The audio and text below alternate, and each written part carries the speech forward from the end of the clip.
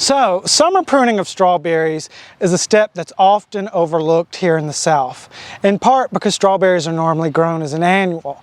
But with all the interest in sustainability and wanting to grow plants longer than strawberries as a perennial, we definitely need to look into pruning them back in some cases to reduce disease pressure, and in a large part just to make them tolerate the heat of our August and September much better.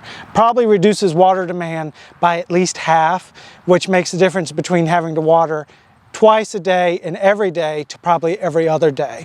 There's still going to be some times, even at this rate, where you need to water just about every other day.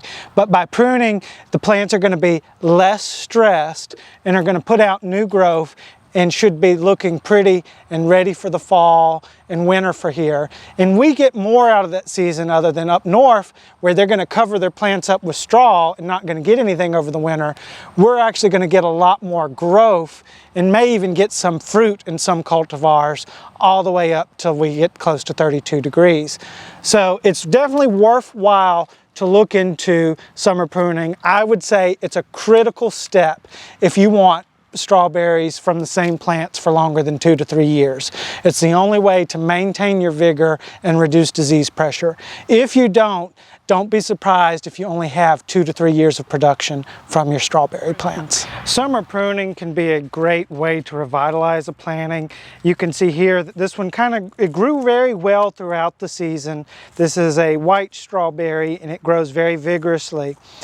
But sometimes, especially if you see holes like this is often areas where it had compartmentalized leaf spot, and just later in the season it turns into holes in the leaves. And the heat of our summer, it gets hard for the plant to support the whole plant. And these are older leaves well, but if we look close, we see new growth coming from the crown. And sometimes it's better to go ahead and preemptively remove this growth out so that you're pushing more of this. One, you remove any disease pressure that might be on this old foliar tissue, and it just looks more pleasant to look at. Also reduces your water demand, so it's much easier to keep these plants watered because you're keeping less leaves alive through that. So there's a lot of factors to consider here. Removing disease pressure, removing plant material that's using water. Both of those are very good, valid reasons to go ahead and prune back to about, I would say, this far up. So you don't want to catch any of these little things coming up, and use your discretion. It may be that a little bit higher you're having some pretty new growth coming up. You may, from cultivar to cultivar, plant to plant, adjust your pruning height. So that's different than what some recommendations say in the ground, running a lawnmower over it.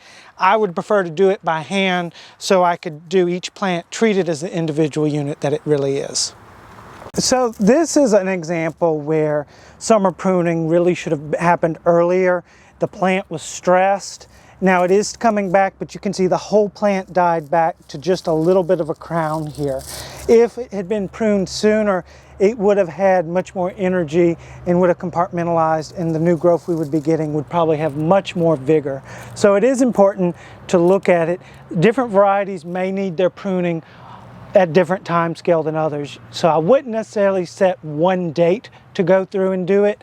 When you look at a lot of the literature, they will tell you to do it 1 week after harvest. But most of that literature is after your last harvest, is based for more northern climates. And really the benefit for us for the summer pruning is revitalization, but a lot of it is being able to tolerate the heat. So I think we have a much longer window that we can do it. Also, because we have a different growing season, we will get much more growth in the fall than northern climates will. So don't be afraid to do some summer pruning a little bit differently, a little bit longer into the season here in the southeast than some of the literature from more northern climates indicate. So not all plants will need an extensive summer pruning. Some may look good for the first year of establishment, and this one here, it would be kind of a, if you pruned it back at this size, wouldn't be a whole lot of reserves there, so I wouldn't go ahead and prune it. And the leaves, even though there's a little bit there, are in fairly good shape, so I think they're still contributing more to the plant than they're taking away, so it's more useful to leave them. This one here is right kind of at that borderline, but really, looking at it, I made the assessment that I still feel like they're contributing more to the plant as it is. I may come out later, and instead of doing an extensive pruning of cutoff like this, may just remove individual leaves as the season progresses instead of doing like a whole haircut style like I've done on the others. And you kind of make that decision based off of what your plants are looking like. It may be that they look like this and are still all right and it'll be okay, but if you're seeing extensive leaf damage like this, I would say over 50% of the leaves, it's time to go ahead and consider going ahead and cutting back a little bit. Okay, so this is a plant a couple of days after I've done the summer pruning on it. It was a nice vigorous plant before I did it. I did it mainly to clear up because it was a little too dense and it would have been too difficult to go through and prune out just individual poor looking leaves. So it was easier just to do it kind of a haircut style about this far away from the crown. You can see where I made my cuts there, and that caught a few nice looking leaves, but it was very effective at getting rid of all of the poor looking leaves.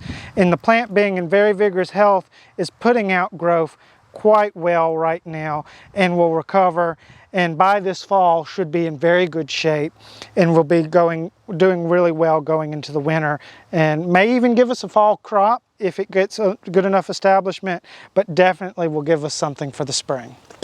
This has been Michael Palazola with the LSU Ag Center visiting with you about pruning strawberries.